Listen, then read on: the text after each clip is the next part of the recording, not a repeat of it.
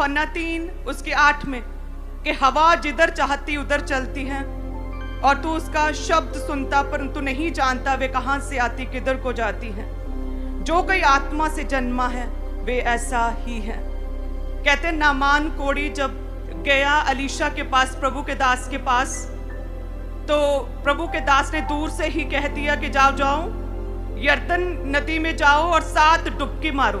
कहते नामान कोढ़ी ने जब ये सुना कि मैं इतना बड़ा सेनापति हूं, इतना कमांडर हूं अपनी सेना में, बड़े बड़े लोग मेरे पास आते हैं, मेरे सामने नतमस्तक होते हैं, घुटनों पर आते हैं, और ये व्यक्ति जो जन है ये मुझे दूर ही से बाहर से ही कह रहा है कि जा यरदन में जाकर 7 डुबकी मार। क्या दमिश्क के जलाशय जो हैं, क्या दमिश्क की नदियां, अबाना नदियां, परपर जलाशय, क्या यरदन के जलाशयों से बेहतर नहीं है? ये मुझे यरदन में डुबकी मारने के लिए कह रहा है 7 बार डुबकी।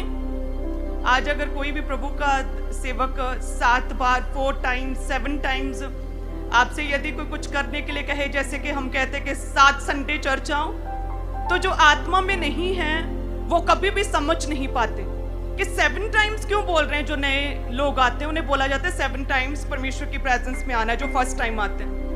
कहते कि आत्मिक जनों और उनकी बातों को, उनके काम करने के तरीके को समझ नहीं सकते।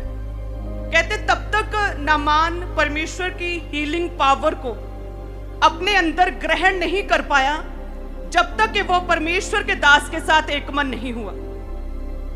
पहले तो आर्गुमेंट्स करता रहा, बहस करता रहा, नाराज हो गया कि नहीं नहीं मैं ऐसा नहीं कर सकता, ये क्या 7 टाइम्स यरदन में, ये क्या। जैसे कहते प्रभु के दास के साथ एक मन हुआ, अलीशा के कहने के अनुसार 7 डुबकी मारी। कहते हीलिंग पावर को, अपनी चंगाई को अपने जीवन में वो ग्रहण करने पाया। हालेलुया। आत्मा से जन्मे ऐसे ही होते हैं, कहते उन्हें समझ नहीं सकते। अच्छा ये है कि हम उन्हें फॉलो करते रहें, उनकी गवाहियों को, उनके द्वारा किए गए परमेश्वर की गहरी बातों को हम फॉलो करते रहें।